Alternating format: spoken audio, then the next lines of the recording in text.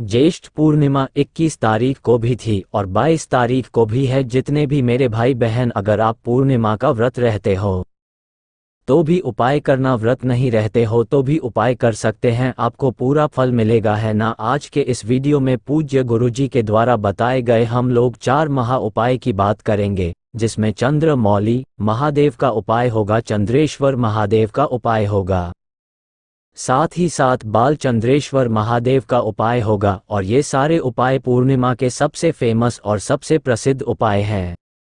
आपको लेना होगा इस तरीके से, हरा मूंग गिनना नहीं है कि 10 ले 12 ले या नहीं, बस एक चुटकी उठा लेना हरा मूंग है ना, हरे मूंग को लेना। साथ ही साथ चावल के हमें 3 दाने लेने हैं। गिन करके कितने दाने लोगे? चावल के 3 दाने लेंगे। लेने के बाद में 1 मिनट लेने के बाद में आपको ज़रूरत होगी एक बेलपत्र की, बहुत ही प्यारा सा सुंदर सा एक बेलपत्र। एक लोटा लेना, उस तांबे के लोटे में जल भरो, जो मैंने आपको हरा मूंग दिखाया उस हरे मूंग को इसी कलश के अंदर डाल देना। चावल के दाने को नहीं डालेंगे, बेलपत्र को नहीं डालेंगे। इस कलश को उठाएंगे, चावल को लेंगे, बेलपत्र को लेंगे और पहुंच जाएंगे महादेव के शिवलिंग के पास में। मन है सुबह करो, शाम को करो, कहीं पे भी करो, कोई दिक्कत नहीं, ठीक है। फेस रखना उत्तर दिशा, नॉर्थ डायरेक्शन। तरीका समझिए जो बताने जा रहा हूं। आपको मैंने दिखाया है 3 चावल के दाने, ठीक 2 चावल का दाना आपको समर्पित करना है माता के हस्त कमल पर, जहाँ पे हम लोग कटी भाग बोलते हैं ना, सॉरी, ये होता है माँ पार्वती का स्थान। किसका? माँ जगत जननी जगदम्बा माँ पार्वती का स्थान होता है ये कटी भाग। तो 2 चावल के दाने माता पार्वती को समर्पित करेंगे और 1 चावल का दाना महादेव के शिवलिंग के ऊपर चढ़ाना, शिवलिंग के ऊपर समर्पित कर देना, ठीक है ना। 3 चावल समर्पित कर दिए। देखो जिस जगह पे खड़े होकर के आपने तीनों चावल के दाने को समर्पित किया है, उसी स्थान पे खड़े होकर के जो आपके पास में एक बेलपत्र है, उस बेलपत्र को उसी चावल के दाने के ऊपर समर्पित करेंगे। और जो आपको मैंने एक तांबे के लोटे में जल बताया था जिसमें हरा मूंग आपने डाला है, उसे आपको चंद्रमौली महादेव के नाम से उसी बेलपत्र के ऊपर, जो आपकी कामना है, जो आपकी विशेष है, बहुत दिनों से अधूरी रह रही है, अगर आप समर्पित कर देते हैं तो यकीन मानिए इस पूर्णिमा पे आप करना, और अगली पूर्णिमा तक आते आते चंद्रमौली महादेव आप सभी की जो भी मनोकामनाएं होंगी वो पूरी जरूर कर देंगे।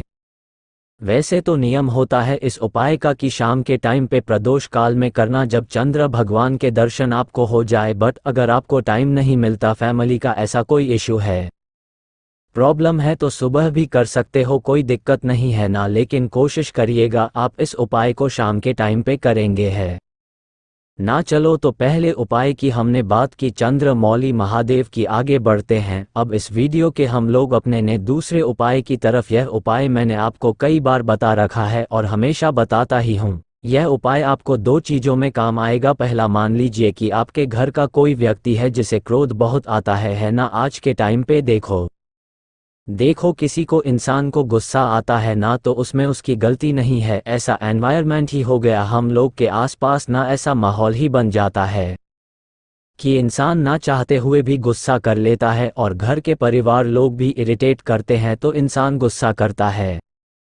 थोड़ा सा शांत रहने दिया करो, किसी व्यक्ति को तो गुस्सा नहीं करेगा है ना, बट मान लेते हैं कि बहुत दुष्ट टाइप का है, गुस्सा ही करना है उसे, तो आपको क्या करना है। और दूसरा, आप इस उपाय को, कोई व्यक्ति को बीमारी है उसके लिए भी कर सकते हो, ठीक है ना। समझिए स्क्रीन पे आप सभी को दिख रहा होगा, खीर घर पे जाना अपने, शाम के टाइम पे आपको खीर बना लेना, ठीक है ना। अच्छे तरीके से खीर बनाना, और जब जो दूध लोगे ना वो गौ माता का होगा। खीर बनाने के बाद में आपको मात्र 1 पीपल का पत्ता, ये 5 पीपल के पत्तों वाला उपाय ही एक उपाय और है।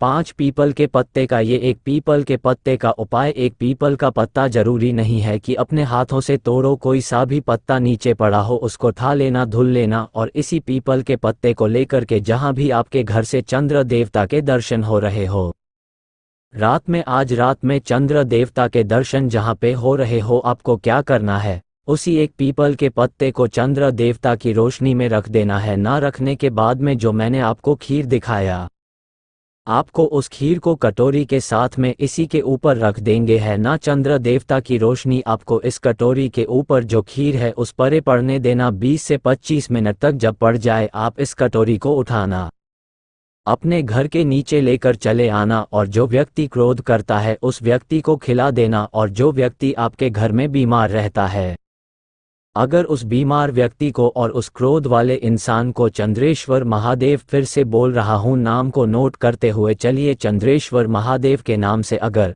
आपने खिला पिला दिया ना, यकीन मानिए उस इंसान का क्रोध तो धीरे धीरे करके, जैसे चंद्रमा क्या होता है, जो चांद देवता होते हैं, बिल्कुल शांत कोमल कूल होते हैं, ऐसे उस इंसान का जो दिमाग होगा वो शांत हो जाएगा। बीमारियां तो खत्म होनी है, ठीक है ना, करके जरूर देखेंगे। तो यहाँ पे हम सभी लोगों ने बात कर ली है अपने 2 उपाय की। आगे बढ़ते हैं इस वीडियो के हम लोग अपने तीसरे उपाय की तरफ, जो कि हमें करना है बालचंद्रेश्वर महादेव के नाम से। और यह उपाय भी आपको सेम चीज़ों में काम आएगा। पहला क्रोध में काम आएगा और दूसरा आप इस उपाय को बीमार व्यक्ति के लिए भी कर सकते हैं। बहुत छोटा सा आसान सा उपाय है ना, लेकिन अब इसको बताऊंगा मैं तब जब आप सभी लोग करें वीडियो को लाइक। और मेरे जितने भी भाई बहन मेरी आवाज़ पहली बार सुन रहे हैं, चैनल को सभी को सब्सक्राइब करना होगा, ठीक है ना।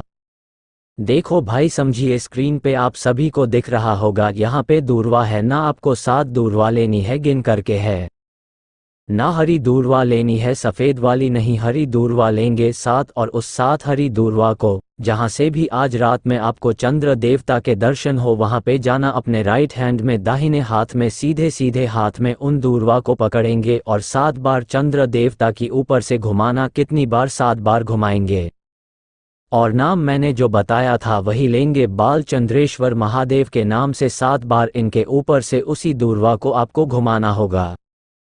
और घुमाने के बाद में फिर आप अपने घर के अंदर आए और महादेव के शिवलिंग के ऊपर उन्हीं 7 की 7 दूर्वा को बालचंद्रेश्वर महादेव के नाम से समर्पित करके और 1 लोटा शुद्ध जल तांबे के लोटे से समर्पित कर देना। इतना काम करने के बाद में आप देखोगे जल बहता हुआ जलधारी से नीचे गिरेगा। अरे गिरेगा कि नहीं गिरेगा? गिरेगा ना। आपको क्या करना है, आप इस जल को उठा लेना और जो 7 दूर्वा आपने चढ़ाई थी इसे उठा देना। जल को पूरे घर में छिड़काव कर देंगे और इसी 7 दूर्वा को 7 दिनों तक डेली सुबह के टाइम पे खाली पेट अगर उस व्यक्ति को बालचंद्रेश्वर महादेव के नाम से किसी चीज़ में मिला करके या फिर वैसे ही खिला देना, तो उस इंसान का क्रोध तो खत्म होगा, साथ ही साथ वो इंसान धीरे धीरे करके गुस्सा करना भी खत्म करेगा और बीमारियां तो बहुत जल्दी खत्म हो जाएंगे, ठीक है ना, करके जरूर देखिएगा। तो यहाँ पे हम सभी लोगों ने बात कर ली है अपने 3 उपाय की। आखिरी उपाय की बात करते हैं, जो कि मैं हमेशा कहता हूँ कि पूर्णिमा तिथि पे सफ़ेद पुष्प का उपाय हम सबको जरूर करना चाहिए, ठीक है ना। अब बात करते हैं कि भैया इस सफ़ेद पुष्प से हमें फ़ायदा क्या होगा। इसका एक फ़ायदा है और वो है धन संपदा है ना। किसी के घर में अगर पैसे नहीं होते ना, तो इंसान के अंदर कॉन्फिडेंस नहीं आता, उसकी जीने की इच्छा होती है ना कि वो ख़त्म होने लगती है। इसीलिए धन संपदा के उपाय आपको करना होगा है ना। उसके लिए आपको लेना होगा 7 सफ़ेद पुष्प। जरूरी नहीं है जो फूल मैं आपको दिखा रहा हूँ वही लो, नहीं, कोई भी 7 सफ़ेद पुष्प ले लेंगे। और उसके बाद में आपको इस तरीके से लेना है 1 लोटा दूध। अब देखो एक उपाय और है दूध के अंदर सफ़ेद पुष्प को डालने का, बट ये उपाय उससे बिल्कुल डिफरेंट है। 7 सफ़ेद पुष्प में से एक भी सफ़ेद पुष्प आपको इस लोटे के अंदर नहीं डालना और जो दूध की मात्रा लोगे बहुत कम लेना है ना। लेने के बाद में आपको क्या करना होगा, आपको चंद्र देवता का सिर्फ दर्शन करना है और दर्शन करने के बाद में महादेव के शिवलिंग के पास आके खड़े होना और फेस रखना उत्तर दिशा, नॉर्थ डायरेक्शन। पहले आपको दूध महादेव के शिवलिंग के ऊपर समर्पित करना। अभी सफ़ेद पुष्प अपने हाथों में लिए रहना।